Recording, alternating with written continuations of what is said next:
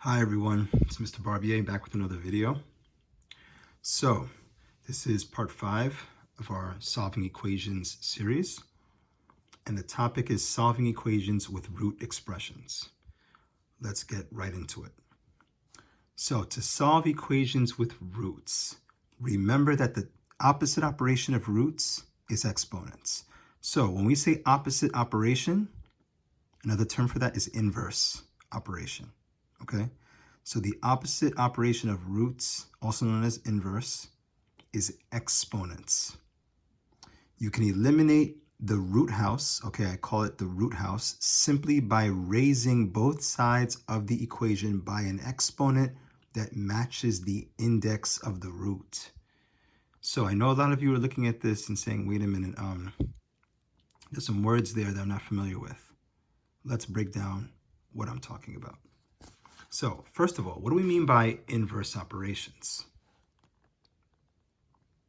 Everyone's familiar with the fact that addition and subtraction are opposites, right? Also known as inverse. Everyone knows that multiplication and division are inverse, but not too many people are aware of the fact that exponents and roots are also opposites of each other. Now, let me go into detail why it's important to know about inverse operations.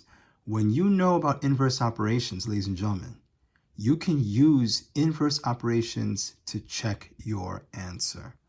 For example, let's look at this example here. 5 plus 2. We all know that 5 plus 2 equals 7. Very obvious, right? But what you may not know is I can check my answer by doing the inverse operation of addition, which is subtraction, going backwards. So 5 plus 2 equals 7, yes, but how do I check that answer? Very simple. I go from right to left. So I'm adding 5 plus 2 going from left to right, but if I go backwards and use the inverse, I can check this answer. So 5 plus 2 equals 7 because 7 minus, right, which is the inverse of addition, 7 minus 2 equals 5. You see how that works? It's very simple. So when I do any operation from left to right, to check my answer, I simply do the inverse operation from right to left. So 5 plus 2 going from left to right is 7. And now to check my answer, I do the inverse of addition, which is subtraction, because 7 take away 2 equals 5, going in the opposite direction. Let's look at another problem. Let's look at this. 12 divided by 4. Someone tell me what 12 divided by 4 is. Now, some of you are probably thinking, wait a minute, I'm not sure. Is it 3? Well, let's see if it's 3. If 12 divided by 4 is 3, that means I can check my answer by doing the inverse of division, which is what? Oh, someone just said multiplication. You're right. So if 12 divided by 4 equals 3, going from left to right, then that means 3 times 4 equals 12, going from right to left. And since that's true, that means my answer 3 is correct. Now let's look at exponents. 5 to the second power. First of all, how do I evaluate that? Do I do 5 times 2? Okay, hopefully someone said no. You're right. It's not 5 times 2. What is it? Okay, good. It's 5 times 5, yes? Which is what, by the way? Okay, someone just said 25. Very good. So ladies and gentlemen, let's take a look at this, okay? going from left to right, I know 5 to the second power, which is 5 times 5 is 25. Now, how do I start with 25 and get 5 back? Okay, how do I do that? I do that by using the inverse of exponents. Okay, I use the inverse of exponents, which is roots. Okay, very simple. So watch this, right? I'm going to take the 25. Let me write it over here. Okay, write the 25 right here. Now, if I start with 25, what do I do to 25 to get 5 back? I do the inverse, also known as the opposite of exponents, which is roots. So I'm going to find the square root of 25, which basically is asking me a very simple question. It's asking me, what number to the second power gives me 25? Another way to say that is, what number times itself gives me 25? And because I know my multiplication tables very well, I know that that answer is 5. Okay? One more thing I want you all to know, it's very important. Why do we call square root square root? Where does that word square come from? It comes from the fact that because 5 squared, okay, another way to say the second power is squared, 5 squared is 25. So if 5 squared is 25, the inverse of squaring something is to find the square root of something. And guess what? There's a little invisible number sitting right here on the porch of my root house. Okay, I call this a root house.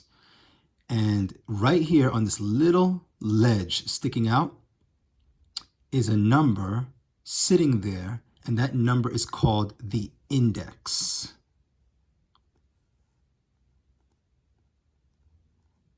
Okay, I hope we're all writing this down.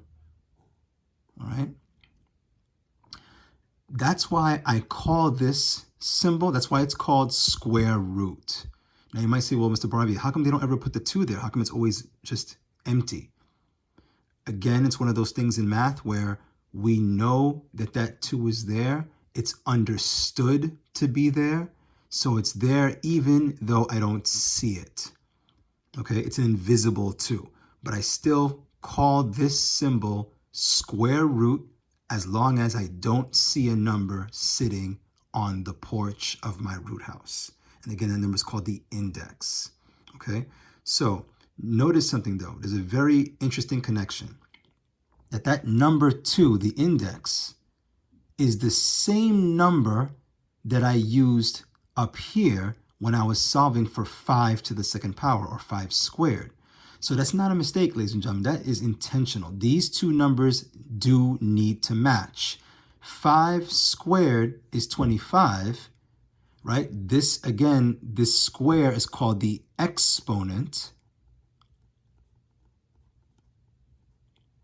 And then when I look for the inverse of this operation to check my answer, if I want to make sure that 5 squared is 25, then I find the square root of 25, which gives me 5 back. Okay? Let's look at another exponent just to really get the idea. Let's look at this. Now you might say, Mr. Barbier, how do we say that? That's 2 to the third power, but we also can say 2 cubed. Okay, C-U-B-E-D, cubed. But again, this is our exponent. Now, how do I solve or evaluate 2 cubed? Is it 2 times 3? Okay, hopefully someone just said no. Very good. Because it's the base, which is 2, times itself 3 times. Okay, so I'm going to do 2 times 2 times 2. Question, do I solve it this way? 2, 4, 6. Okay, hopefully someone said no. That is not how we do it, right? Very good. We solve it this way. We say 2 times 2 is what? 4, correct? And then drop the other 2. And now I say 4 times 2 is 8, right? Very good. So that means that 2 to the third power is 8. Now question, what if I start with 8 and I want to get 2 back? I use the inverse, okay?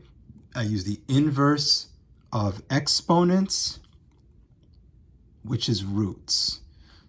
So I'm going to draw a root house over the 8, but wait a minute, ladies and gentlemen. This time, it's not going to be square root that I'm looking for, because we did 2 to the third power, right? We said this is called 2 cubed. So now I'm not looking for the square root, I'm looking for the cube root, the cubed root, okay? The cubed root. So I'm going to put a 3 here. Okay, that 3 is my index.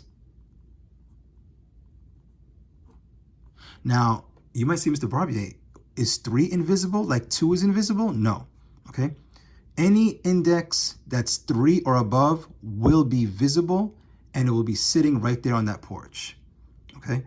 2, the index 2 is the only invisible index. So you don't need to see the 2 to know you're doing square root, okay? If it's no number sitting on that porch, you know it's square root. But anytime it's a number higher than 2, you're going to see the number sitting there on the porch called the index. You're going to see it. Now, what does cubed root mean? Well, very simple. It just means what number times itself 3 times gives me 8. Well, didn't we just do that? Didn't we just do 2 times 2 times 2? Didn't we multiply 2 3 times? And we got 8? Yeah. So guess what? The cube root of 8 is 2. Okay? So that's how indexes and exponents work, right? That's how roots and exponents work. So just know that exponents and roots are opposites of each other.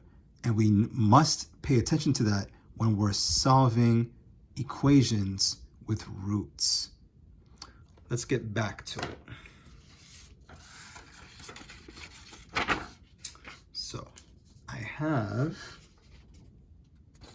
here we go. Let's look at this first problem. We have the square root of x plus 3 equals 4. So I'm going to draw my line like I always do. Nothing changes, ladies and gentlemen. Nothing changes. Okay? Now, here's the situation. Some of you might say to me, Mr. Barbier, I got it. We're going to subtract 3 from both sides. I call that an intelligent mistake, because that's not what we're going to do. We can't do that for one simple reason. Does anybody know why? Okay, I think I just heard someone say, you can't do that because the 3 is inside the root house. And you are correct. This root house is grouping together x plus 3. So because the 3 is inside this root house, I can't combine 3 and 4. What I need to do is, I need to do exactly what I do when I have parentheses in a linear equation. I need to eliminate the root, okay? Because I can't combine like terms right now. I can't do anything right now. So when you have parentheses in a linear equation, we do what? We do the distributive property, right? To eliminate those parentheses. What do we do in this situation to eliminate the root? Well, here's what we do. Very simple. I need to know one thing, very, very, very important thing. I need to know one very important thing, and that is that there is an index 2 sitting right there on the porch of the house, right? Everybody write that 2 in, okay? And now to get rid of this root house, I need to do the opposite operation of roots on both sides. Okay, as it says up here, we can eliminate the root house simply by raising both sides of the equation by an exponent that matches the index of the root. So if my index is 2, then my exponent that I'm raising both sides of the equation by will also be 2. Okay, it's that simple, ladies and gentlemen. It's that simple. So let's do it. I'm going to put this entire left side of the equation in parentheses. And I'm going to put the right side also in parentheses. Now, some of you are saying, well, why do we need the parentheses? Very simple, because I need to raise both sides, meaning the left side, watch me, I'm going to put an exponent 2, and the right side also to the exponent of 2. The parentheses needs to be there because otherwise the exponent would only apply without the parentheses to whatever's touching the exponent. I don't want that. I want the exponent to apply to everything inside the parentheses. Okay? So let me break that down one more time very carefully. Again, the left side shows square root, which means that there's an index of 2, an invisible 2. I want to eliminate this root house by doing the inverse operation of roots, which is exponents. And because there's a 2 sitting here, that tells me what exponent to use.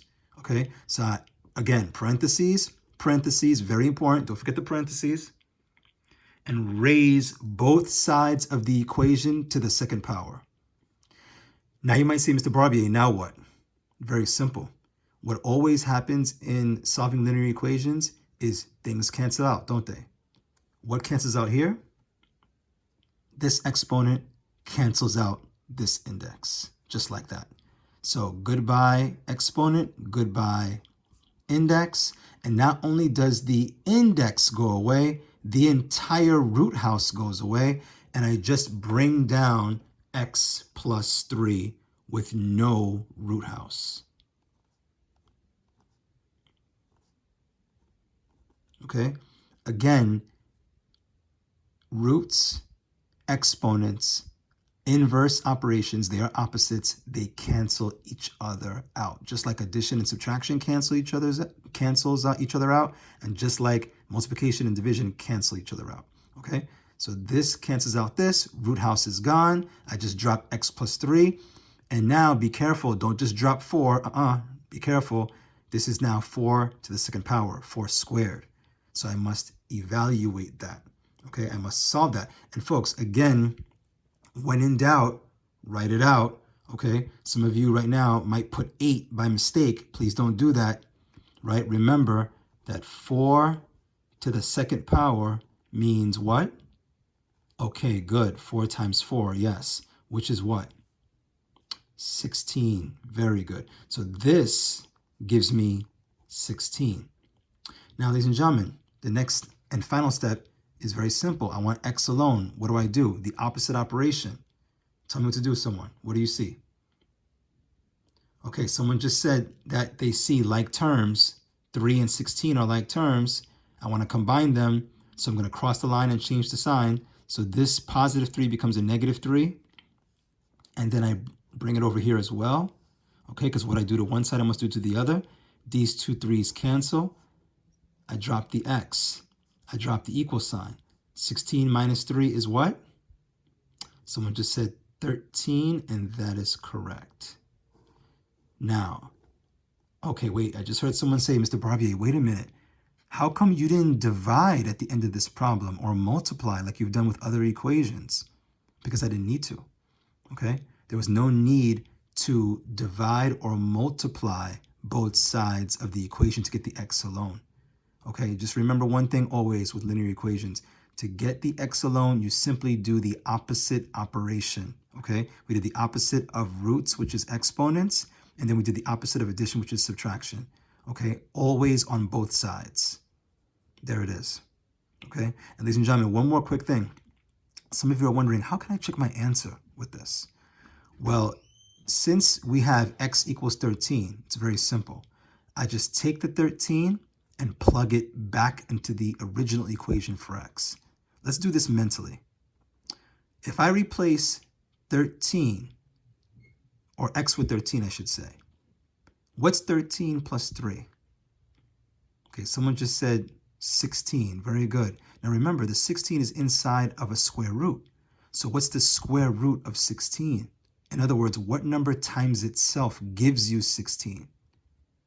Someone just said 4, and there it is, 4, right? Our answer is correct. Let's look at a couple more problems. Let's look at number 2, okay? Now that we get the hang of this, okay, and we understand fully what's happening, we can pick up the pace just a little bit. Let's draw our line, okay? Now, this problem's a little bit different, isn't it? I have x plus 4 inside the root house, but I have plus 6 outside the root house. So, and then I also have 9 over here. So, wait a minute. Do I have to do the exponent thing right now? Okay, if you said no, you are right. Ladies and gentlemen, could we do some combining like terms before we even touch the root house? Yes, yes we can. Look at that. That's plus 6. It's not inside the house, the root house. It's outside of the root house, which means I can combine positive 6 and 9 right now. So ladies and gentlemen, let's do it. But wait a minute. Remember, when you cross the line, you change the sign. So I'm going to make this positive 6 a what? Someone just said negative 6. Very good. I'm going to do that on both sides. These two 6's will cancel. Very good. And I drop the square root house, and I drop the x, and the plus, and the 4 equals 9 minus 6 is what? 3. Very good. Now, ladies and gentlemen, this looks very similar to what we just did, doesn't it? Okay? We have x plus 4 inside this square root house. I want to eliminate the root house. What do I do? Someone say it before I say it. Okay, someone just said, Mr. Barbier, well, because it's square root, that means that there's an invisible index of 2 sitting on the porch of the house. And that means I'm going to use the opposite operation of roots, which is exponents, and I'm going to raise both sides of the equation. Don't forget your parentheses, everybody. To the what power? Someone say it before I say it. Okay, someone just said the second power. Because of that index 2 tells me to use the exponent 2. Again, on both sides. What I do to one side of the equation, I must do to the other side. All right? What happens to the left side? Okay, someone just said this exponent cancels out this index and the entire root house goes away. So now I have x plus 4 with no root house. Root house is gone. Okay? Let's evaluate 3 to the second power. Again, when in doubt, write it out. What is this going to be? 3 times what? Okay, good. Someone just said 3 times 3. Please don't tell me 3 times 2.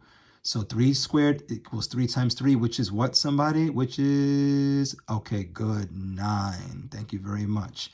So getting back here, this gives me 9. And now I only have one step left. And I know all of you see it, don't you? Yes, exactly. We're going to subtract 4 from both sides. The 4's cancel. I drop the x. I drop my equal sign. And 9 minus 4 is 5. Very, very good. Ladies and gentlemen, you did great. Give yourself a pat on the back. And folks, let me just show you something very quickly. If we wanted to check our answer, take this 5, plug it back into the original equation. Tell me something. What's 5 plus 4? Someone just said 9. Very good. What's the square root of 9? Meaning what number times itself gives you 9? Oh, okay, good. Someone just said 3, and 3 plus 6 is 9. That means the answer 5 is correct. We're going to look at one more problem. Let's look at number 3. Okay, number 3. Now, ladies and gentlemen, I want you thinking, wait, Mr. Barbier, wait a minute. Where did that come from? We've been dealing with square roots all this time. Now this is different. Well, remember, I told you a few minutes ago, when you have an index that's higher than the number 2, it will be visible, right? Any index higher than 2 is visible, not invisible. So when you have square root, you have no number there, but you know it's an invisible 2, okay? That's called square root. But this is not called square root. I told you earlier, what is it called, somebody? Yes, someone just said cubed root. Yes, cubed root. Very good. So this is the same process as what we've already done. Don't change it. There's only one, of course, very important difference. So let's still draw that line. Okay, let's go. Do I see any like terms to combine? Okay, so ladies and gentlemen, if you think you got this, this is the time to pause the video. And as I always say, you do it.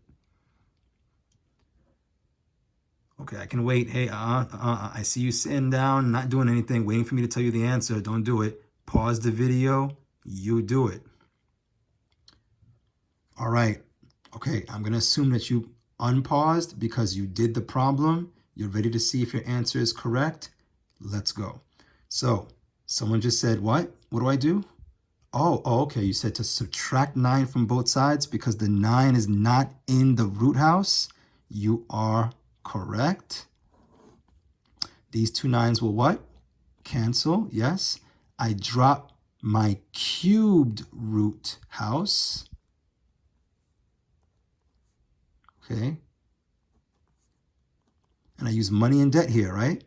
So talk to me. I have 12. I owe 9. Okay. So I'm still left with $3 in my pocket. Good. And now I want to get rid of the cube root house. What do I do?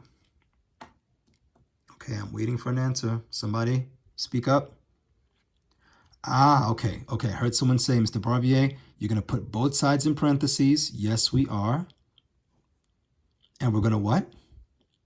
Oh, raise both sides to the what? To the third power.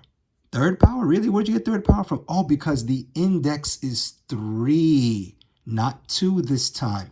Oh, so I'm going to raise this side by 3, and I'm going to raise this side also to the third power. Okay. Remember, ladies and gentlemen, it's always about the index. The index tells you what exponent to raise both sides of the equation by. It is that simple. Okay, don't make it complicated. It is that simple. So what happens to the index and the exponent? Okay, they cancel each other out. Very good. That means I drop on the left-hand side. I drop what? X minus 7. Yes. Do I need the root house anymore? Oh, no. Okay. You just said no. I heard you. Okay, I got you. All right. No more root house because the exponent cancels out the root, right? Now, let's solve 3 to the third power. Again, ladies and gentlemen, when in doubt, write it out. So 3 to the third power is what? 3 times 3 times 3. Okay, here goes devil's advocate time. Ready? I think the answer is 3, 6, 9. The answer is 9. Oh, no. Oh, wait. I'm wrong? Yes, you're right. I'm wrong. Definitely. Because 3 times 3 is what? 9. And then drop the other times 3. And now I say 9 times 3 is what? 27. Yes, very good. So this becomes 27. And now someone say it before I say it. Give me my last step. Okay, I heard someone say, Mr. Barbier, you're going to add 7 to both sides because this is a negative. We do the opposite, which is positive. These two 7s cancel. I drop the X. I drop the equal sign. And 27 plus 7 is somebody? Okay, I just heard someone say 34. And yes, the answer is 34. Very, very, very good if you got that right on your own. Two things I want to ask you to do right now. You're going to do this problem by yourself. Notice the index is now 4, but guess what? I have full confidence that you know what to do. So that is your problem to do on your own. And ladies and gentlemen, doesn't stop there. You know you have more work than that. You've got this entire sheet to do, okay? So this is an entire sheet. For those of you that watched the video prior to this, you know how to do 1, 2, 3, and 4, okay? We know how to solve linear equations in which the coefficient is a fraction, but now you are masters of roots as well, so you can now solve these 4 problems, 5, 6, 7, and 8, okay? So, ladies and gentlemen, let's remember the number one thing of math. Math takes practice to learn, okay? Practice, practice, practice. It's the only way it's going to stick, okay? But guess what? I have full confidence that you got this, all right? I have full faith in you, okay? See yourself the way I see you. You are a star. You can make this happen. Just give yourself the time to put in the effort, okay? Please put in that effort. You're doing great. Keep it up. I'm proud of you. See you with the next video. Take care.